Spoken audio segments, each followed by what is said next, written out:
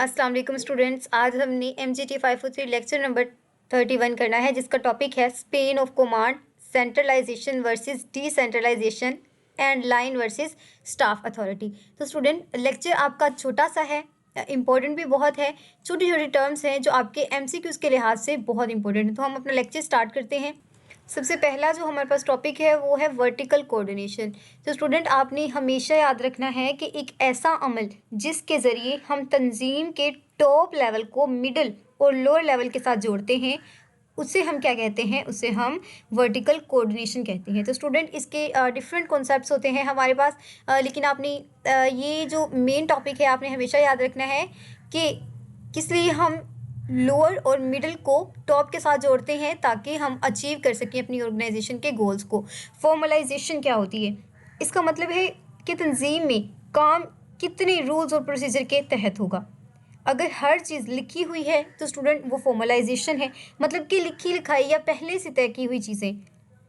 अब स्टूडेंट, हर चीज़ के कुछ फ़ायदे भी होते हैं और इसके साथ साथ कुछ नुकसानात भी होते हैं। तो हमारे पास फ़ायदा ये है कि हमें फ़ैसले बार बार करने नहीं पड़ते, हमारी जो यकसानियत होती है वो बढ़ जाती है। और इसके साथ साथ स्टूडेंट, हमारे पास इसका नुकसान भी है कि अगर ज़्यादा काम हो जाए तो हमारा जो प्रोसीजर होता है वो सुस्त हो जाता है और क्रिएटिविटी ख़त्म हो जाती है। तो स्टूडेंट, मैं इसे डबल हाईलाइट कर देती हूँ ताकि आप इसे देख सकें। जी हाँ स्टूडेंट, यहाँ पर आपको ये भी लिखा हुआ है which actions are not to be taken under a circumstances, यानी कि ऐसे एक्शन जो हमने सर्टन किसी भी कंडीशन के अकॉर्डिंगली लेने हैं, और ऐसे भी फैसले लिखे होते हैं जो हम नहीं ले सकते। अब नेक्स्ट जो हमारे पास है वो है स्पेन ऑफ मैनेजमेंट और स्पेन ऑफ कंट्रोल। तो स्टूडेंट, इसके अंदर के हम क्या पढ़ते हैं? Number of subordinate who report directly to the specific manager. तो स्पेन ऑफ कंट्रोल के अंदर हम क्या पढ़ते हैं? हम वो लोग पढ़ते हैं या फिर वो मातहत पढ़ते हैं जो हमारे मैनेजर को जवाबदेह होते हैं। तो स्टूडेंट, इसके अंदर काफ़ी चीज़ें आ सकती हैं कि कितने होने चाहिए, या फिर कोई फ़िक्स नंबर होता भी है और नहीं भी होता, और ज़्यादातर स्टूडेंट ये हालात के ऊपर डिपेंड कर रहे होते हैं। तो आपने हमेशा याद रखना है ये जो स्पेन ऑफ हमारा मैनेजमेंट है वो किस पर डिपेंड कर रहा होता है? वो हमारे हालात पर डिपेंड कर रहा होता है। तो स्टूडेंट, अगर हम इसके स्ट्रक्चर पर बात करें, इससे पहले यहाँ पर आपको, जी हाँ, यहाँ पर एक पॉइंट दिया गया है कि अगर काम मुश्किल है तो जो हमारे सबऑर्डिनेट हैं वो नए हैं, तो क्या होता है? हमारा जो स्पेन होता है वो कम होना चाहिए। हमेशा याद रखें कि हमारे अगर सबऑर्डिनेट कम है तो हमारा जो स्पेन है वो शॉर्ट होना चाहिए। ये देखिए स्टूडेंट, यहाँ पर आपको बताया गया है span of management can be narrow और broad depending upon the circumstances. और इसी तरह आपको यहाँ पर भी बताया गया है कि manager and their subordinate are highly competent. और हमेशा याद रखें जो सबऑर्डिनेट्स होते हैं उनको हाईली कॉम्पिटेंट होना चाहिए। लास्ट पर स्टूडेंट आपको पॉइंट दिया गया है the work is challenging enough to motivate subordinate to do a good work. तो स्टूडेंट, सबसे मुश्किल ये चैलेंजिंग वर्क क्या होता है? अपने सबऑर्डिनेट को मोटिवेट करना कि वो अच्छे से काम कर सके। अब हमारे पास यहाँ पर दो तरह के स्ट्रक्चर हैं स्टूडेंट। सबसे पहले है अ टाल स्ट्रक्चर, नंबर 2 पर है हमारे पास अ फ्लैट स्ट्रक्चर। तो टाल स्ट्रक्चर में क्या होता है? इसमें स्पेन कम होता है, हर मैनेजर्स के पास थोड़े वर्कर्स होते हैं, इसीलिए स्टूडेंट हमारी मैनेजर्स की कई लेवल्स बन जाते हैं। ये एक लंबा सा हमारे पास मीनार बन जाता है स्टूडेंट। अब देखिए इसका हमारे पास नुकसान क्या है? देखिए, जितना ज़्यादा लंबी चेन होगी, जितना लंबा स्पेन होगा, हमारी फैसला साजी उतनी ही सुस्त हो जाएगी और हमारा खर्चा उतना ही बढ़ जाएगा। तो आपने हमेशा याद रखना है कि हायरार्की कहाँ पर बनती है? मैनी हायरार्की, तो वो हमारी टॉल पे बनती है। और फ्लैट में क्या होता है? छोटी हायरार्की बनती है और हमारा जो स्पेन होता है वो ब्रॉड हो जाता है, नैरो नहीं होता बल्कि क्या हो जाता है? ब्रॉड हो जाता है। तो स्टूडेंट, यही दो चार टर्म्स होती हैं जिसके अकॉर्डिंगली हम अपने कॉन्सेप्ट को डिफ्रेंशिएट भी कर सकते हैं और इसके साथ साथ हम उसे अच्छे तरीके से अपने माइंड में भी बिठा सकते हैं। तो स्टूडेंट, आपने ये देख लेना है। अब हमारे पास the number of hierarchy level in an organisation effect organisational effectiveness. तो स्टूडेंट, आपसे पूछा जाता है कि ऑर्गेनाइजेशन की इफेक्टिवनेस को कौन सी चीज़ मुतासिर करती है? तो क्या मुतासिर करता है? Level of hierarchy. नेक्स्ट हमारे पास है डाउन साइजिंग। स्टूडेंट, जैसे लफ्ज़ से ही जाहिर है कि डाउन साइजिंग, तो इसका मतलब है कि अपने स्पेन को कम करना। आजकल की जो कंपनियां हैं वो डाउन साइज हो रही हैं, मैनेजर्स की तहों को कम करके वो फ्लैट हो रही हैं ताकि काम को तेज़ी से किया जा सके। तो स्टूडेंट नेक्स्ट हमारा जो टॉपिक है आपने हमेशा याद रखना है, डाउन साइजिंग का मतलब क्या है? अपनी साइज़ को डाउन करना, अपने लेवल्स को कम करना। Restructuring is a process of making a major change in organization structure that often involve reducing management level. तो स्टूडेंट आपने हमेशा याद रखना है कि कौन सा ऐसा प्रोसीजर होता है या कौन सी ऐसी टर्म है जिसमें जो इस्तेमाल होती है हमारी मैनेजमेंट लेवल्स को कम करने के लिए। तो वो हमारे पास रिस्ट्रक्चरिंग है, जो कि हमारे पास एक मेजर चेंज भी कहलाती है। तो स्टूडेंट यहाँ पर भी आपको कुछ बातें बताई गई हैं कि जब आप डाउन से साइजिंग कर रहे होते हैं तो आपको कौन सी चीज़ें अपने माइंड में रखनी चाहिए। तो सबसे पहले है कि डन वेल, डाउन साइजिंग में रिजल्ट इन रिड्यूस कॉस्ट, यानी कि अच्छे तरीके से डाउन साइजिंग करें। अगर आप अच्छी डाउन साइजिंग करते हैं तो आपकी जो कॉस्ट है वो रिड्यूस हो सकती है, आपकी जो डिसीजन मेकिंग है वो फास्ट हो सकती है, जो आपकी चैलेंजेस हैं जॉब के वो बढ़ सकते हैं। इसके साथ साथ जो आपकी रिडंडेंसीज हैं वो भी कम हो जाती है। जाहिर सी बात है, जब हमारी मीनार छोटा होगा तो गलतियां भी कम होंगी, यानी सीढ़ियाँ भी कम होंगी, और इसी तरह स्टूडेंट हमारी जो इनोवेशन होती है वो इंक्रीज हो जाती है। तो स्टूडेंट अगर हमारी पुअर डाउन साइजेज हो जाए तो वही हमारा रिवर्स हो जाता है और फ़ायदे से ज़्यादा हमारा नुकसान हो जाता है। अ 5-year study show only increase in profit and productivity in relatively small number of film that down size while most he noticeable reduce in moral. तो स्टूडेंट हमेशा याद रखें कि एक 5 साल स्टडी हुई थी जिसके अंदर ये देखा गया था कि प्रॉफिट और प्रोडक्टिविटी जो हमारी नंबर ऑफ स्मॉल फिल्म्स होती हैं वो उनकी बढ़ तो जाती है, किसकी वजह से? हमारी डाउन साइजिंग की वजह से।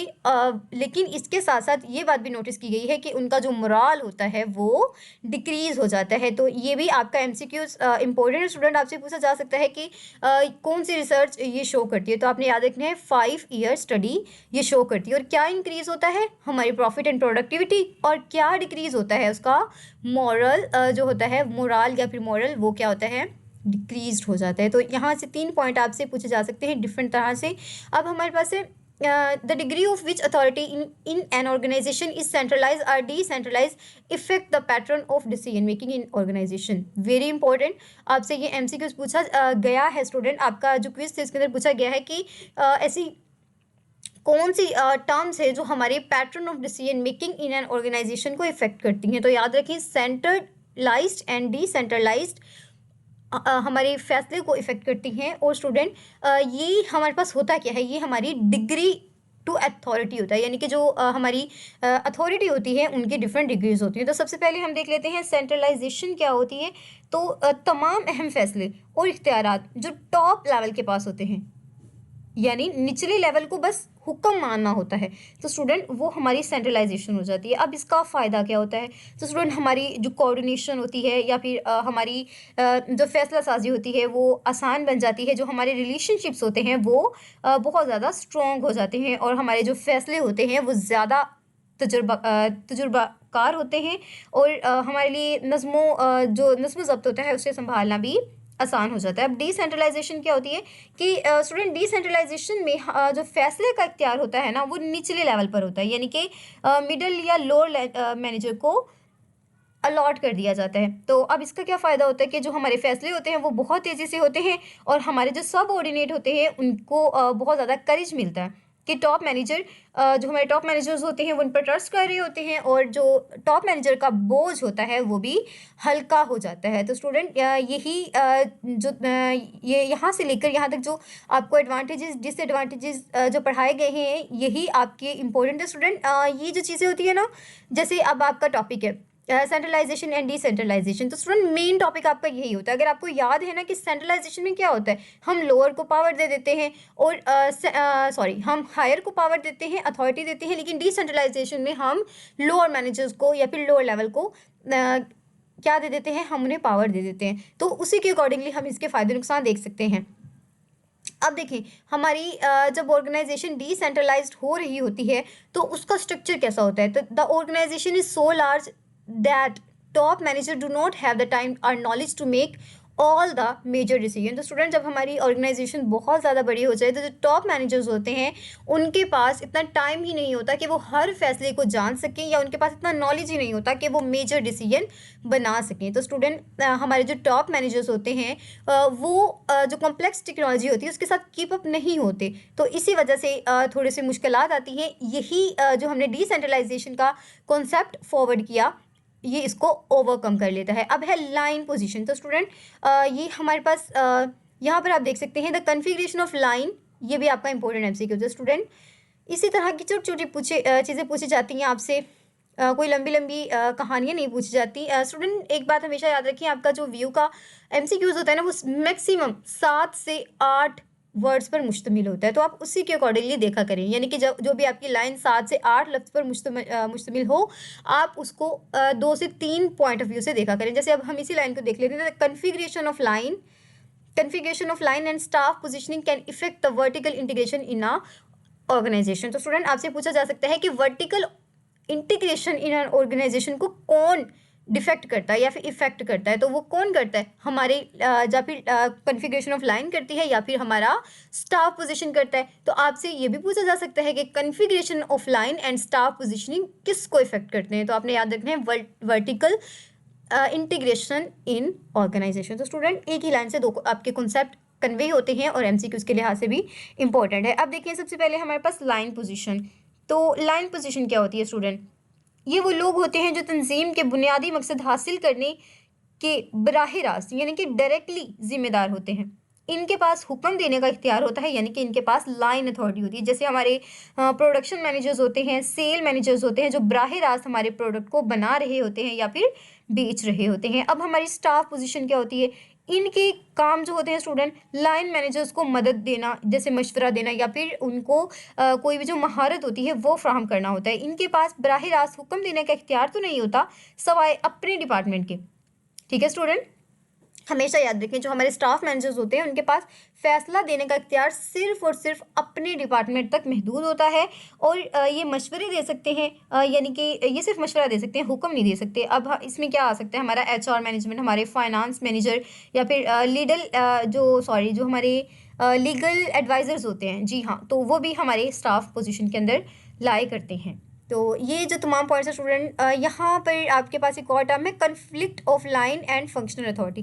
तो स्टूडेंट जहाँ पर भी हम काम करते हैं, हम डिफरेंट लेवल्स बनाते हैं, तो एक नेचुरल सी बात है कि कॉन्फ्लिक्ट्स तो होते ही हैं। तो अब इन कॉन्फ्लिक्ट्स को हम किस तरह से हल कर सकते हैं। कभी कभार स्टूडेंट हमारे जो लाइन मैनेजर होते हैं वो समझते हैं कि स्टाफ वाले मुदाखलत कर रहे हैं, और स्टाफ वाले ये समझते हैं कि लाइन वाले मुदाखलत कर रहे हैं या उनकी बात नहीं सुन रहे।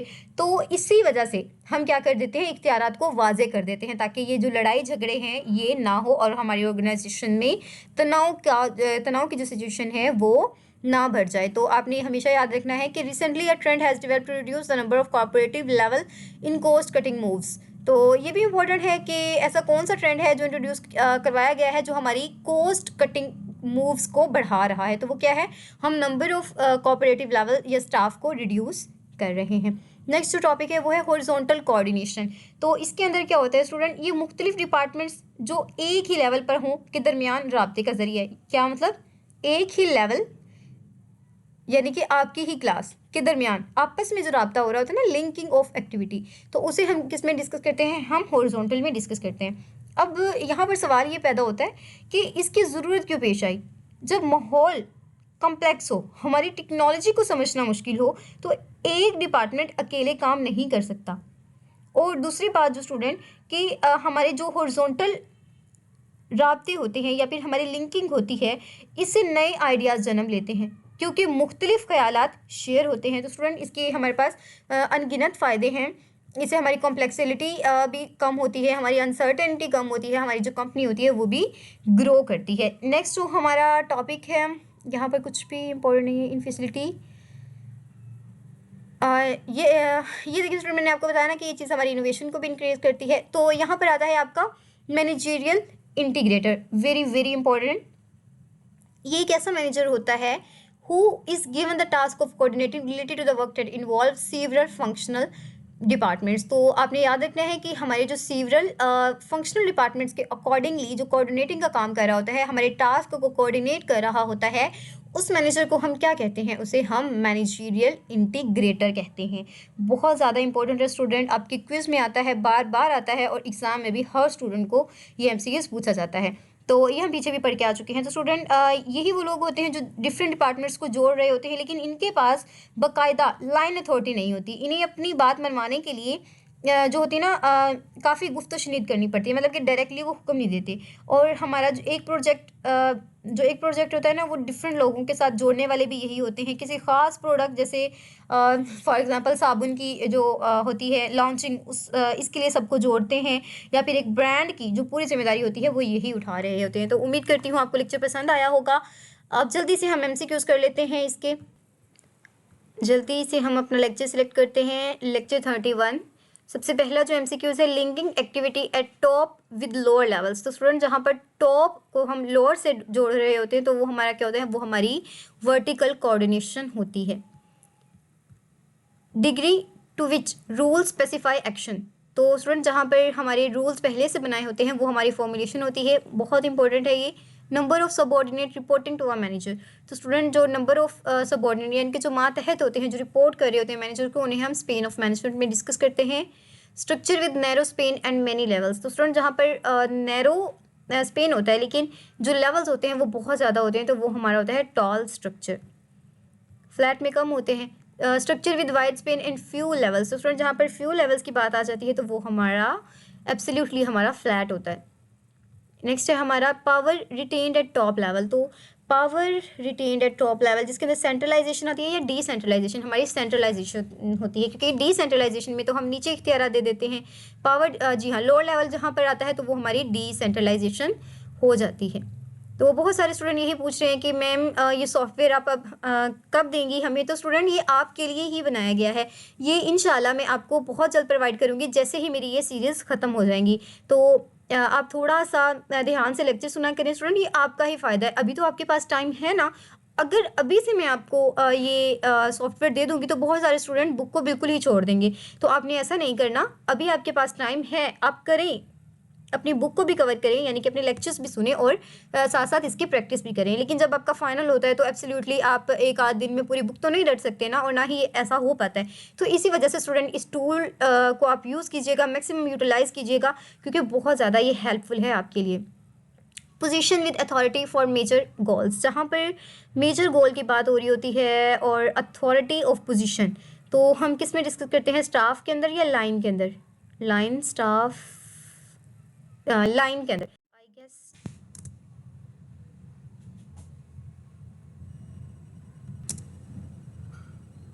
जब मेजर गोल्स की बात आती है तो वो हमारा लाइन मैनेजर होता है। नेक्स्ट हमारे पास है पोजीशन प्रोवाइडिंग स्पेशलाइज्ड एक्सपर्ट्स। तो जहाँ पर स्पेशलाइज्ड एक्सपर्ट की बात आती है तो वो हमारा स्टाफ होता है। नेक्स्ट हमारा क्वेश्चन है लिंकिंग एक्टिविटी अक्रॉस डिपार्टमेंट। तो स्टूडेंट जब हम किसी भी स्पेसिफिक डिपार्टमेंट की बात कर रहे होते हैं वो हमारी हॉरिजॉन्टल कोऑर्डिनेशन होती है। तो आज का लेक्चर यहाँ पर ख़त्म होता है। उम्मीद करती हूँ आपको लेक्चर पसंद आया होगा। लेक्चर पसंद आया है तो लाइक ज़रूर करें, सब्सक्राइब करना मत भूलिएगा। अपना और अपने प्यारों का बहुत ख्याल रखें। अल्लाह हाफिज़।